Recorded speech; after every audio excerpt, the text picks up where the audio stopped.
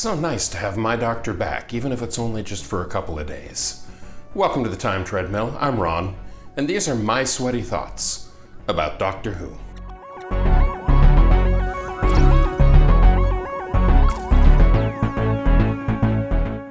The Two Doctors is noteworthy for so many reasons. Of course, first and foremost, it's a multi-doctor story featuring the return of both Patrick Troughton as the second Doctor, my Doctor, and also of Frazer Hines as Jamie McCrimmon.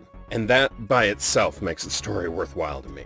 But there's so much more going on. This is the first three-part story since all the way back in the second season with Planet of Giants, which, as I've mentioned before, is easily my least favorite Doctor Who story of all time. But anyway, that, of course, is how it was broadcast in three parts in the UK. In overseas markets, it was split into 6 25-minute episodes as opposed to the 3 45-minute episodes, which makes it the first six-parter since Arc of Infinity. The story also features the return of the Sontarans for the first time in 7 years since the Invasion of Time, and also marks the final appearance of the Sontarans in the classic series. And speaking of final appearances, this does mark the final appearance of both Patrick Troughton and Frazer Hines in the roles of the Second Doctor and Jamie McCrimmon. So, believe me, I will be enjoying this for the next 2 days, the time I do get to spend with them.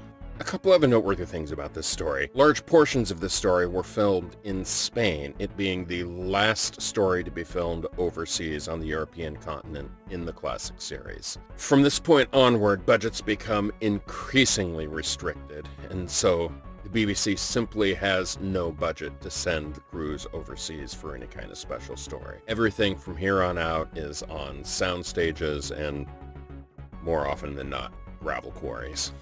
But the other noteworthy thing in this story, which I didn't appreciate the first time I watched it a couple years ago, is that The Two Doctors features a major supporting role played by Jacqueline Pearce. Now, when I first watched this, I had no idea who she was. I had no particular emotional connection to her. But since then, having watched all of Blake 7, Jacqueline Pearce is best known as playing Servalan, and she is an amazing actress, and it's so cool to see her here. Finally, and most interestingly, this story provides the basis for the entire Season 6B theory, which, at least as of 2011, has been pretty much officially recognized by the BBC.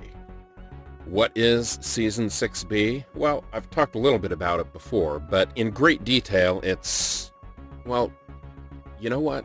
Let me leave that until tomorrow to talk about. I'll see you then.